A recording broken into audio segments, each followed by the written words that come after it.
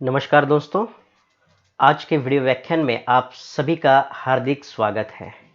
आज के व्याख्यान में मैं आपके लिए लेकर आया हूं मैं हार गई कहानी संग्रह में संग्रहित मन्नू भंडारी जी की कहानी जीती बाजी की हार का कहानी पाठ। कॉलेज में 3 लड़कियां आईं। नाम थे आशा, नलिनी और मुरला।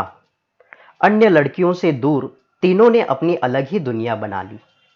फुर्सत के समय या तो तीनों पुस्तकालय में बैठी रहती या पढ़ी हुई पुस्तकों पर बहस करती।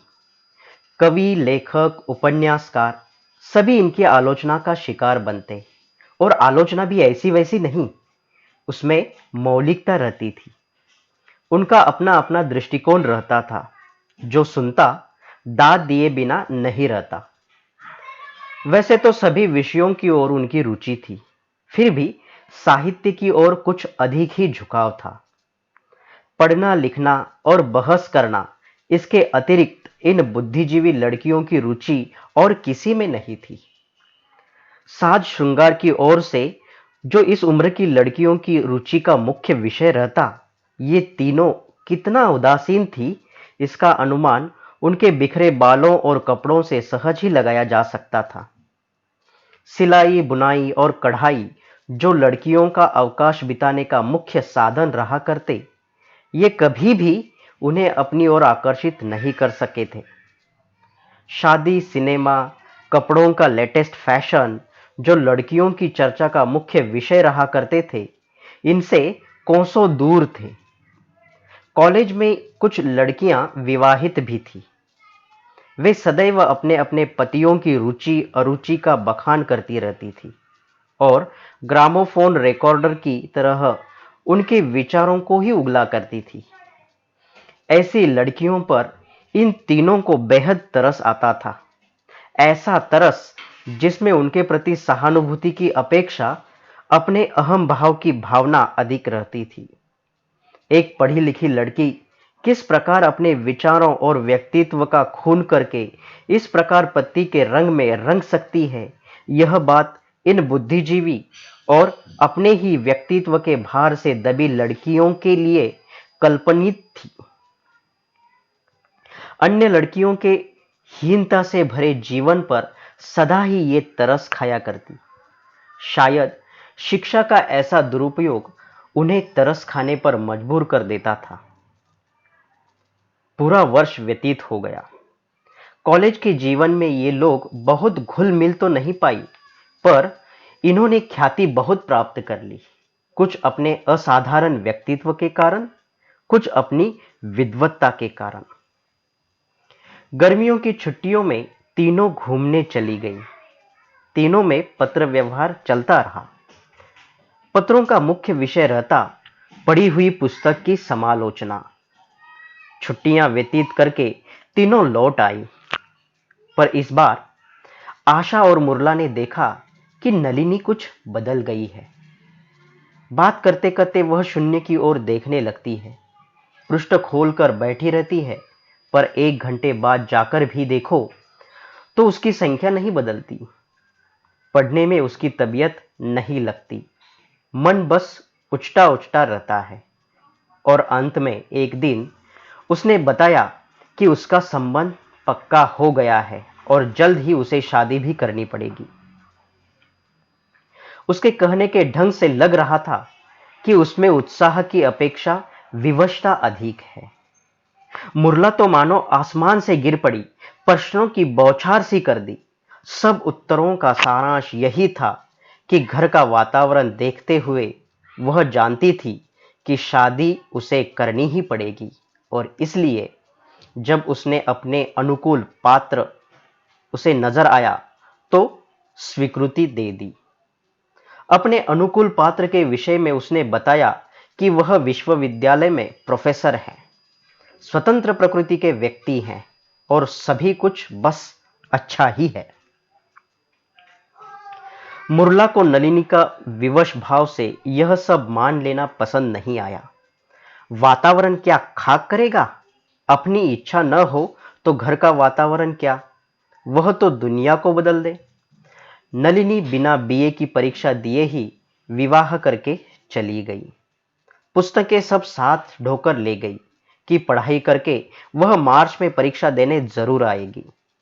पर मार्च में उसके स्थान पर उसका एक भूला भटका सा पत्र आया कि अवकाश के अभाव में वह तैयारी नहीं कर सकी, अतः वह इस साल परीक्षा नहीं देगी।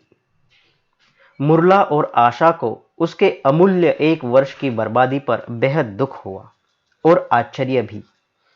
ऐसी क्या समय की कमी आ पड़ी थी जो वह पढ़ाई नहीं कर सकी। उनके विचार से तो पढ़ाई के लिए सब काम छोड़े जा सकते थे। अब पूरे 1.5 वर्ष बाद नलिनी अपनी 5 महीने की कन्या को लेकर आई। मुरला और आशा खबर मिलते ही उससे मिलने गई। उस समय वह शायद कहीं बाहर जाने को तैयार खड़ी थी। वेशभूषा देखकर एक बार तो उन्हें अपनी आंखों पर विश्वास नहीं हुआ, पर अविश्वास करने का कोई कारण भी नहीं था। वह ऊपर से नीचे तक सजी सवरी, लिपि पुती, बिल्कुल गुड़िया लग रही थी। नलिनी देखते ही दोनों से लिपट गई, पर मुरला तो आश्चर्य के मारे अपनी अस्वाभाविकता को भी खो बैठी थी। वह सोच रही थी कि जिस नलिनी ने कभी भूलकर भी अच्छी साड़ी नहीं पहनी, अपने को सजाया नहीं, वह यह साजना संवरना कहां से सीख गई। और शायद मन ही मन वह अनुमान भी लगा रही थी उस समय का, जो इस प्रसाधान में उसने व्यर्थ गंवाया था। नली ने उनके हाल चाल पूछे, कॉलेज के हाल चाल पूछे और फिर अपने हाल चाल का ब्यौरा आरंभ किया। कितना समय वह घर संभालती है, कितना समय बच्ची पर देती है, फिर शाम को क्लब जाती है। क्लब के जीवन पर भी उसने प्रकाश डाला। फिर बताया कि वह आजकल केवल किताबी कीड़ा ही नहीं रही, काफी काम की लड़की हो गई है। उसने सिलाई सीख ली है और घर पर ही सिलाई करके काफी किफायत कर लेती है। घर के बाद पति का नंबर आया तो विद्यार्थियों की समस्याओं पर, आधुनिक शिक्षा प्रणाली के दोषों पर, अनुशासन की कमी पर एक सधा सधाया भाषण ठोक दिया, मानो उसके पति नहीं वह स्वयं ही प्रोफेसर हो और रोज ही इन समस्याओं का सामना करती हो। साथ ही यह भी बताने में नहीं चूकी कि विद्यार्थियों में उसके पति कितने सर्वप्रिय हैं। अब पति के बाद बच्ची का नंबर आया। बच्ची को गोद में लेकर उसने उसकी अदाओं की, उसकी समझदारी की बातों का जो सिलसिला आरंभ किया, तो वह यह भूल गई कि जरा यह भी देख तो ले कि सामने वाले भी उसमें रुचि ले रहे हैं या नहीं। इसका परिणाम यह हुआ कि आशा और मुरला ने उकताहट भरे स्वर में कहा, अब चलेंगे, और दोनों उसे घर आने का निमंत्रण देकर वहां से चली गईं। बाहर निकलते ही आशा ने कहा, मेरा घर, मेरा पति, मेरी बच्ची, मानो इसके अतिरिक्त और कुछ है ही नहीं इसकी दुनिया में। उस 5 महीने के मांस के लोथड़े में उसे न जाने कहां की समझ और होशियारी दिखाई दे रही थी। बुरी तरह बोर कर दिया इसने। नलिनी जैसी लड़की भी इस तरह बदल सकती है, पुस्तकों से नाता तोड़ परिवार की सीमा में बंध सकती है। यह उसके लिए आश्चर्य ही नहीं, घोर दुख का कारण भी थी। दोनों ने एमए का प्रथम वर्ष समाप्त किया। अब द्वितीय वर्ष की तैयारी थी। इस बार दोनों ने निश्चय किया कि वे यूनिवर्सिटी का प्रथम और द्वितीय स्थान अपने हाथ से नहीं जाने देंगी। इसलिए वे गर्मियों में बाहर भी नहीं गई। पर दीपावली की छुट्टियों में आशा ने बताया कि उसे 1 सप्ताह के लिए मामा के यहां जाना ही है। मां का आग्रह है और मामा की मनुहार वह टाल नहीं सकती। सप्ताह भर पढ़ने लायक पुस्तकें लेकर वह मामा के यहां चली गई। पहुंचने के दूसरे दिन ही मामा ने उसका परिचय वहां के एक कवि से करवाया। साहित्यिक रुचि होने के कारण दोनों में जल्द ही बातों का सिलसिला जम गया। आशा ने महसूस किया कि व्यक्ति प्रभावशाली है, प्रतिभा संपन्न है, उसकी बातों में सत्य है और कहने का ढंग ऐसा कि वह अपनी बात मनवा ही लेता है। कवि महाशय रोज संध्या को आते, घंटा बैठते, साहित्य पर लंबी लंबी बहस होती, कविता पाठ होता। उस समय आशा एक दूसरे ही लोक में पहुंच जाती थी। आशा ने महसूस किया कि वह कवि की प्रतीक्षा बड़ी उत्सुकता के साथ करती है। उसे देरी होने पर वह कुछ बेचैनी महसूस करती है। साथ ही उसने यह भी महसूस किया कि कवि की बातों में, उसके व्यक्तित्व में पुस्तकों की अपेक्षा कुछ अधिक आकर्षण है।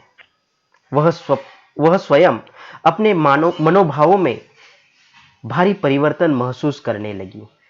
अब चाहकर भी बिखरे बालों और अस्त व्यस्त कपड़ों में कवि के सामने नहीं आ पाती थी। कभी उमंग में वह बालों में फूल भी लगा लेती थी। मामा ने लक्ष्य किया तो समझ गए कि लक्षण शुभ हैं। दोनों को काफी निकट लाकर उन्होंने अपना उद्देश्य पूरा कर लिया था और अब उन्होंने आशा को वापस रवाना कर दिया।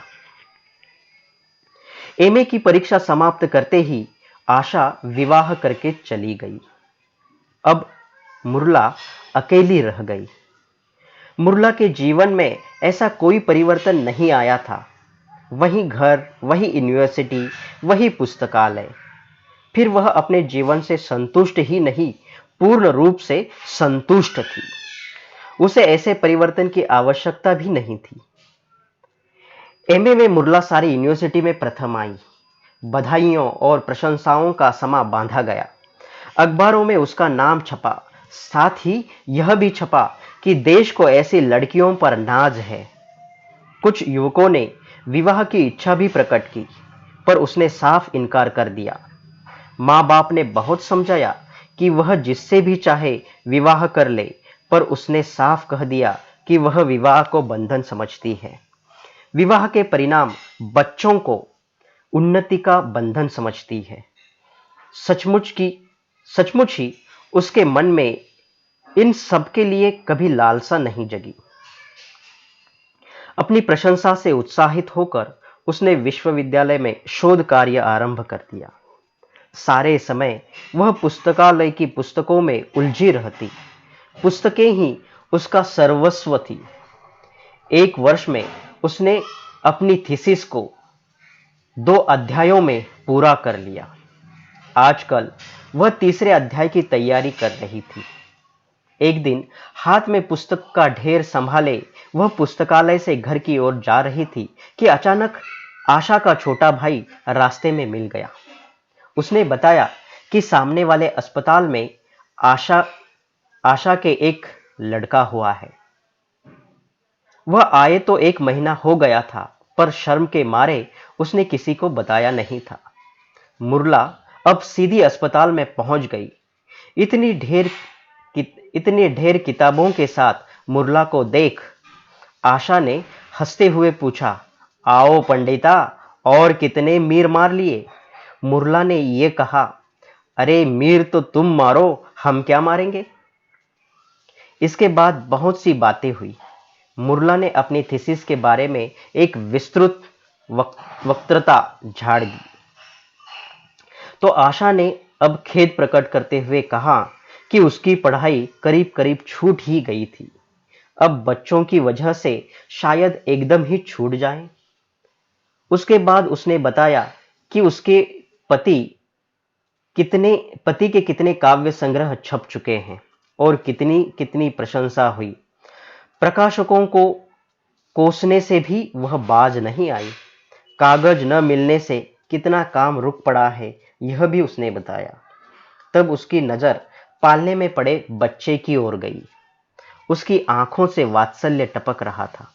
उसने कहा कि ज्योतिषी ने बताया है कि उसका बेटा बड़ा होनहार है।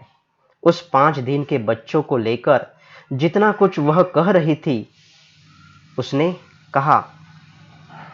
तभी मुरला को याद आया कि नलिनी कि 5 महीने की बच्ची जिस आशा को मांस का लोथड़ा प्रतीत हो रही थी, उसी आशा को अपना केवल 5 दिन का बच्चा भी कितना चंचल और होनहार दिखाई दे रहा है।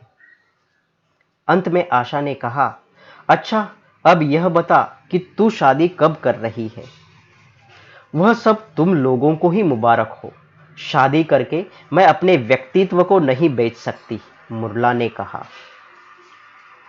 एक समय मैं भी ऐसा ही सोचती थी, पर अब नहीं। यदि तू शादी को व्यक्तित्व बेचना समझती है, तो इतना मैं भी अवश्य कहूंगी कि जिस कीमत पर हम व्यक्तित्व बेचते हैं, वह इतनी आवश्यक होती है कि सौदा घाटे का नहीं रहता। फिर बच्चे, अब सोचती हूँ शायद बच्चों के बिना जीवन अधूरा ही रहता है। आशा का विभोर कथन था। मुरला ठठाकर हंस पड़ी। वाह रे अम्मा जी, तू तो ऐसे बोल रही है जैसे 10-5 बच्चों की माँ हो। 5 दिन में माँ बनी और मुझे जीवन की पूर्णता अपूर्णता समझा रही हो। आशा मुस्कुराई। तू लाख बातें बघार, यह मैं शर्त बताकर कह सकती हूं कि शादी तुझे करनी ही पड़ेगी और तू करेगी। अभी जरा बहुत तारीफ हो गई है ना, उसी जोश में फूली फिर रही है। यह उबाल जब ठंडा होगा तो शादी के लिए जान निकल जाएगी तेरी। क्यों कयामत आई है तेरी? जानती है किससे शर्त लगा रही है? यह मुरला है, मुरला। जोर दिया मुरला ने। मुरला हो चाहे कोई, इतना जानती हूं कि जिससे शर्त लगा रही हूं वह सब कुछ होकर भी नारी है, और नारी को एक साथी चाहिए, एक सहारा चाहिए, परिवार चाहिए और चाहिए बच्चे। उच्च से उच्च शिक्षा हासिल करके भी इस भावना को वह नहीं कुचल सकती, आशा बोली। मुरला खींच गई। क्या दकियानुसी बातें कर रही है? सहारा उसे चाहिए जो अपने को अबला समझे। मैं अबला नहीं, सबला हूं। मुझे किसी का सहारा नहीं चाहिए। बच्चों को तो मैं अपनी उन्नति का बाधक समझती हूं। अच्छा, छोड़ यह बात। जीत गई तो फिर तू क्या देगी? आशा ने कहा। तू जीत नहीं सकेगी मुरला, और जीत गई तो जो मांगेंगी सो दूंगी। तू कुछ भी मांग लेना। इसके बाद इधर उधर की बातें करके मुरला वहां से निकली तो उसे जाने कैसा कैसा लग रहा था। कहने को वह बहुत कुछ आई थी, पर वह स्वयं महसूस कर रही थी कि एक अजीब सा सूनापन उसके हृदय में भर रहा है। पहली बार उसे पुस्तकों का बोझ कुछ असह्य सा प्रतीत हो रहा था। एक अजीब सी कल्पना उसके मस्तिष्क में दौड़ गई थी कि उन किताबों के स्थान पर उसके हाथ में भी आशा के बच्चे की तरह एक कोमल गुदगुदा सा बच्चा हो तो। पर दूसरे ही क्षण उसे अपनी मूर्खता पूर्ण भावना को कमजोरी कहकर अपने बुद्धि के अंकुश से उसे दबा दिया। घर जाकर उसने देखा कि पड़ोसी की बच्ची उसके कमरे में कागज इधर उधर कर रही है। उसने बिना मतलब उसे कसकर एक चांटा जमा दिया और हाथ पकड़कर उसे कमरे से बाहर निकाल दिया। बच्ची इस अप्रत्याशित मार से इतनी सहम गई कि रो भी नहीं पाई। भयभीत सी भाग गई। मुरला उसे देखती रही। उसे मारकर ही उसे लग रहा था जैसे उसने आशा से शर्त जीत ली। अब 15 वसंतों ने आंख मिचौली की। मुरला आज भी अविवाहित थी और शिक्षा विभाग के एक ऊंचे पद पर पहुंच गई थी। वह एक सभा का सभापतित्व करने इलाहाबाद गई कि अचानक उसकी भेंट आशा से हो गई। आशा उसे उस समय मैं सामान के अपने घर घसीट ले गई। आशा उसे सामान सह उसे अपने घर आशा उसे सामान सह अपने घर घसीट ले गई। 2 दिन मुरला उसके यहाँ रही। उसे आशा का घर, उसके तीनों बच्चे, सभी कुछ बहुत अच्छा लगा। आशा की 5 वर्ष की छोटी बच्ची 2 दिन में ही मुरला से हिल मिल गई। इन 2 दिनों में दुनिया भर की बातें हुई। फिर किसी ने भी उस शर्त की बात को नहीं दोहराया। तीसरे दिन मुरला जाने वाली थी। उस दिन आशा ने कहा, मुरला, शर्त की बात तो तुझे शायद याद होगी। मैं हार गई। अब तू जो चाहे मांग ले, मैं दूंगी। सच पूछो तो अपनी इस हार में भी मुझे बड़ी प्रसन्नता है। मुरला ने हंसते हुए कहा, देख, हार गई ना। फिर उसके स्वर में विजय का उल्लास न था। अच्छा, जा, छोड़ दिया, मुझे कुछ नहीं चाहिए। आशा ने कहा, नहीं नहीं, तुझे कुछ मांगना ही होगा। जो चाहे सो मांग ले। मुरला एक क्षण को खामोश रही, फिर बोली, अच्छा, मांग लूं? इनकार तो नहीं करेगी? आशा हंसी, अरे मांग लेना, बहुत बड़ा दिल पाया है। फिर तू तो यूं भी कुछ मांग ले तो मना नहीं कर सकूंगी। अभी तो हार कर बैठी हूं, किस मुंह से मना करूंगी? मुरला ने पास बैठी हुई आशा की सबसे छोटी बेटी को पास खींचकर प्यार करते हुए कहा, तो अपनी यह बिटिया मुझे दे दे। तो आपको यह कहानी कैसी लगी, कमेंट कर जरूर बताइए। धन्यवाद।